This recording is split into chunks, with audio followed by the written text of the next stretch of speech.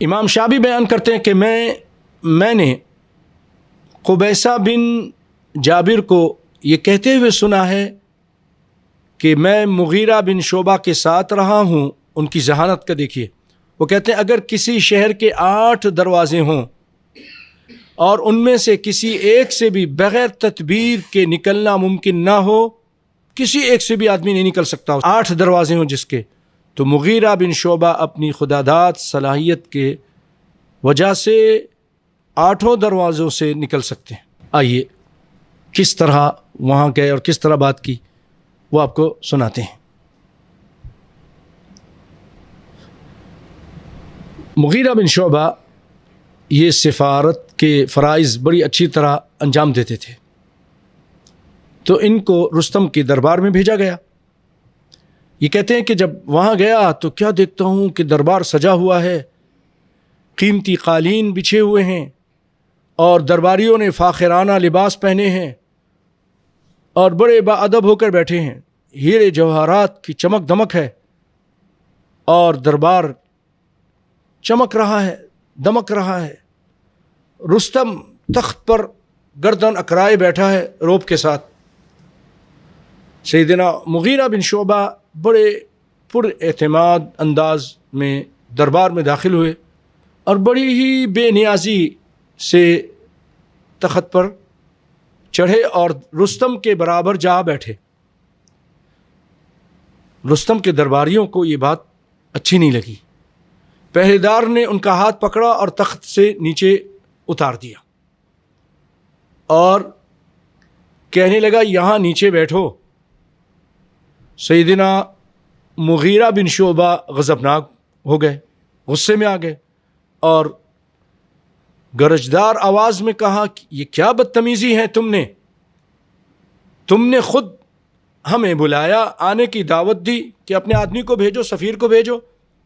ہم اپنی مرضی سے یہاں نہیں آئے ہیں. گھر بلا کر یہ بدسلوکی، یہ اخلاقی پستی کی علامت ہے. تمہارے اندر اخلاق بھی نہیں ہے. درباریوں سنو، ہم عرب ہیں، ہم خوددار قوم ہیں. ہمارے یہاں یہ دستور نہیں کہ ایک شخص خدا بن کر بیٹھے اور دوسرے اس کی پوجا کرنے لگیں. ہم سب انسان برابر ہیں، ایک دوسرے کی عزت کرتے ہیں. دربار میں جتنے لوگ تھے بیٹھے ہوئے وہ یہ سن کر حیران ہو گئے. انہوں نے پہلی مرتبہ اس طرح کی بات سنی، مساوات کی بات سنی. رستم بھی شرمندہ ہوا اور اس نے اب چاپلوسی کا انداز اختیار کرتے ہوئے کہا نہیں آپ یوں ہی ناراض ہو رہے ہیں، آئیے تشریف رکھیے، آپ ہمارے مہمان ہیں. سیدنا مغیرہ بن شعبہ ان کے پاس چلے گئے، اسی کے برابر میں بیٹھے اور پھر مذاق کے انداز میں آپ کے تیروں میں سے ایک باریک سے یا پتلے سے تیر اس کی طرف اشارہ کر کے کہنے لگا یہ باریک سی تاروں سے ایران فتح کرنے کا ارادہ ہے. یہ مذاق تھا. ان باریک یعنی ان تیروں کو باریک تار کہہ رہا ہے. ایران فتح کرنے کا ارادہ ہے. یہ کیا خوب قلندرانہ انداز ہے. سیدنا مغیرہ بن شعبہ رضی اللہ تعالیٰ عنہ نے جب اس کا یہ طنز سنا تو جواب دیتے ہوئے کہا آگ ہے نا، آگ کی لو اگرچہ باریک ہوتی ہے لیکن اس میں طوفان برپا کرنے کی صلاحیت موجود ہوتی ہے. رستم نے پھر تلوار جو آپ کے پاس تھی ہاتھ لگاتے ہوئے کہا واہ کیا کہنے ہے، بوسیدہ تلوار، ایران کی مسلح فوج کا مقابلہ کرنے کی امنگ ہے. تمہاری تلوار تو دیکھو آگے ہم سے لڑنے کے لیے. ہم جدید ترین فوج ہیں، بہت جدید ترین اسلحہ ہمارے پاس. مغیرہ بن شعبہ رضی اللہ تعالیٰ نے کہا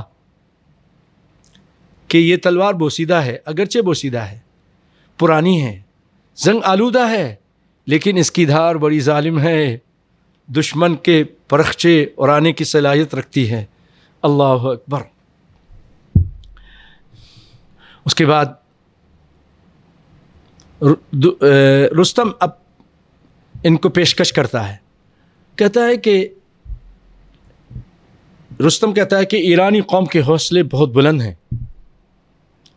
جاہ و جلال، عظمت و شوکت اور سرفرازی سربلندی سے آراستہ پیراستہ ہے. اس کے مقابلے میں عرب پھٹے پرانے کپڑوں میں ایک حقیر قوم، بھوک و افلاس نے ان کا دیوالیہ نکال دیا ہے. تم آئے ہو ہمارے مقابلے کے لیے، مجھے بتاؤ تم ہمارا کیا بگاڑ سکتے ہو؟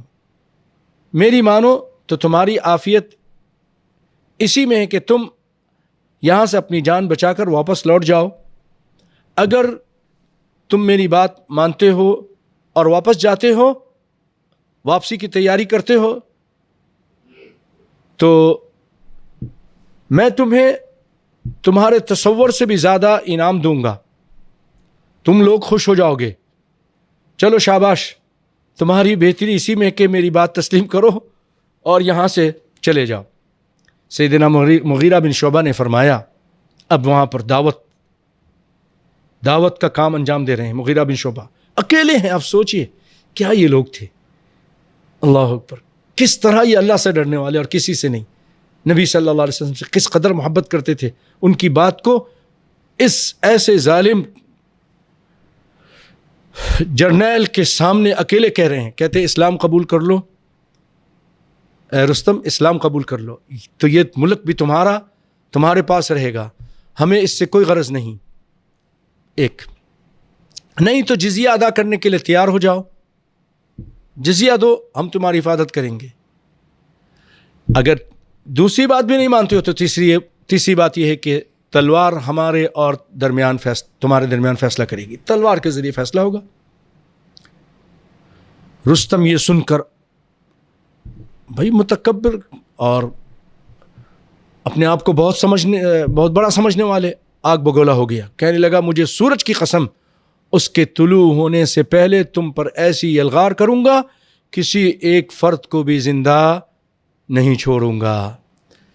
یہ بات سنتے ہی سیدنا مغیرہ بن شعبہ یہ کہتے ہوئے دربار سے نکل آئے. جیسے کہ آپ نے سیدنا عمرو بن عاص کے سیرت میں سنا کہ لا حول ولا قوت الا باللہ پڑھتے ہوئے کہ ساری قوت اللہ کے پاس ہے. اور آپ نے یہ بھی کہا کہ اب میدان میں جوڑ پڑے گا، وہاں دیکھا جائے گا.